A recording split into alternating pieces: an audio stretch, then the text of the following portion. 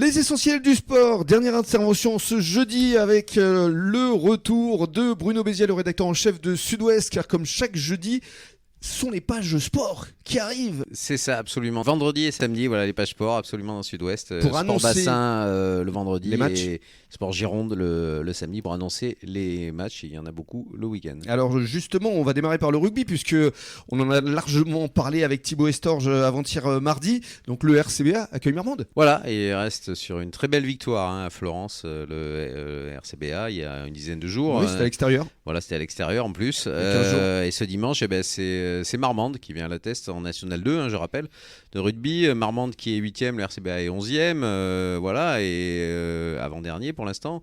Et donc c'est une équipe à la portée des troupes de Simon Manix, on peut l'imaginer, qui peut donc espérer peut-être une deuxième victoire de suite. Ça serait formidable, ça redonnerait du baume au cœur. La confiance. Et puis surtout à domicile devant son public. Oui, parce qu'ils avaient gagné face à Limoges, donc il n'y a pas de raison. C'est possible. Allez, on y croit. Et puis l'UAGM, en revanche, se déplace à Oloron. Voilà, absolument. Après sa victoire contre Saint-Médard de justesse, Gujan ira affronter Oloron-Sainte-Marie, ce qui n'a rien de facile, même si Oloron est en milieu de tableau, c'est une grosse équipe. Oui. Oloron, on le sait. Il faudra poursuivre et puis vaincre parce que Gujan doit absolument remonter au classement maintenant. On parle maintenant football avec le FCBA qui se déplace aussi à Marmande. Ouais, le FCBA, oui, qui se déplace également à Marmande. Alors Marmande, c'est plutôt un mal classé de cette poule de Régional 1. Donc c'est l'occasion pour le FCBA qui lui est plutôt en tête et qui marche bien, même s'ils ont perdu mais contre, on va dire, le premier aujourd'hui. Oui. C'est vraiment l'occasion pour eux quand même de prendre des points contre cette équipe de Marmande qui elle est plutôt en bas de classement. Absolument. Et puis alors pour ce qui est de l'US Lèche Cap Ferré, là c'est un déplacement à l'Aviron Bayonnais.